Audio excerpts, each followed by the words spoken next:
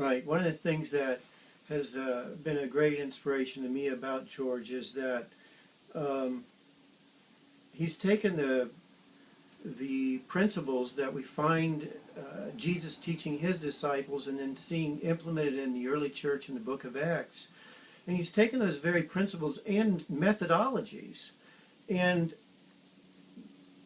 focused on applying them in various places in the world. And the results have been reaching people and making them into disciples who will reach and make more disciples. Right. And one of the things that has really inspired me is that none of us can reach and disciple very many people. Our own Savior had 12 disciples. But when he was discipling those disciples, he was preparing them to go and replicate, to reproduce exactly what he did with them. And when George Patterson switched from simply kind of our Western mindset of training a few people and they're always going to be in charge and lead everything, to training people who would reach people and train more people to reach people and train more people to reach people, he started seeing the kind of replication that we see in the book of Acts, right, but seldom see here in America, and sorry to say, even in many of our mission endeavors across the world. Right. And so, as we began to research what George has done and look closely at the materials that he has, all kinds of training materials that are free on the internet, we began to get excited and inspired because we saw practical methodologies that were modeled after the very methodologies of Christ and what we see in Scriptures. Maybe you might want to talk a little bit about that kind of a focus and what you see in the New Testament and in George's emphasis that is enlightening and inspiring and yet different than the way we've normally done things. Well, in the West, we're so brick and mortar focused, where we think of church as acquiring a property, building a building, then providing furnishings and the overhead of that. And while it's true that bodies of believers need places to meet together, in the book of Acts, certainly in the New Testament, that was initially synagogues, but as the synagogues kicked Christians out over the first century, that basically shifted to homes. And George moved out of the traditional brick and mortar mold and used the personal homes of people who were open to the gospel, who wanted to learn more, and then mined their relational network, encouraging them not to pull out of the community into a separate community, but to be in the community spreading the gospel.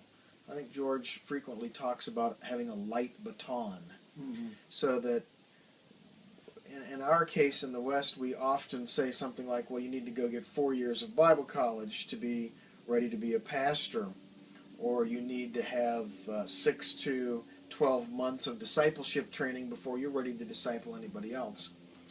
And we certainly don't see that in the New Testament. We see Jesus, for example, healing the demoniac who asks to come with him, and he immediately sends him back and tells him, just tell the great things that God has done for you in your village.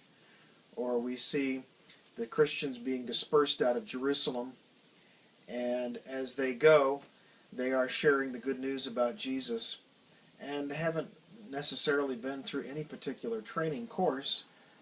Many of them Jews, admittedly, with a strong background in the Old Testament, but that causes plenty of problems that Paul has to iron out across the course of the first century.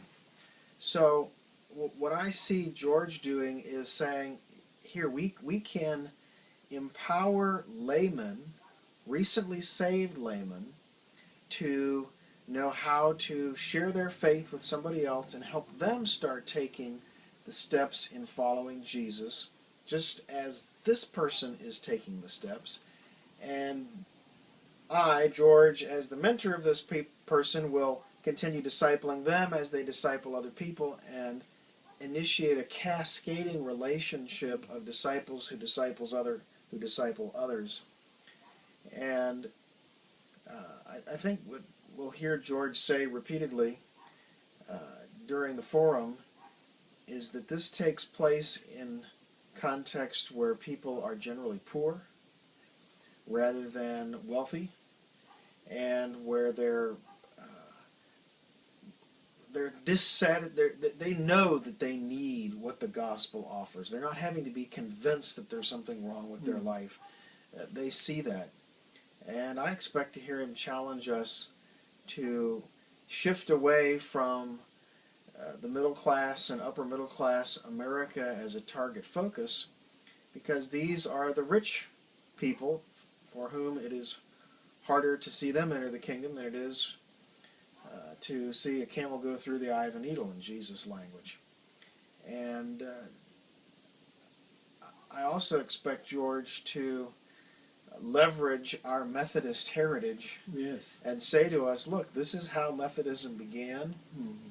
John Wesley did not go to his Oxford fellows or to the high society that he and Charles were a part of in London and throughout England, but instead he was at coal miners' villages and the ordinary blue-collar, really low class from his social status's perspective, English person, and got his hands dirty, so to speak, just working with them where they were at, and they were in quite a mess for their time.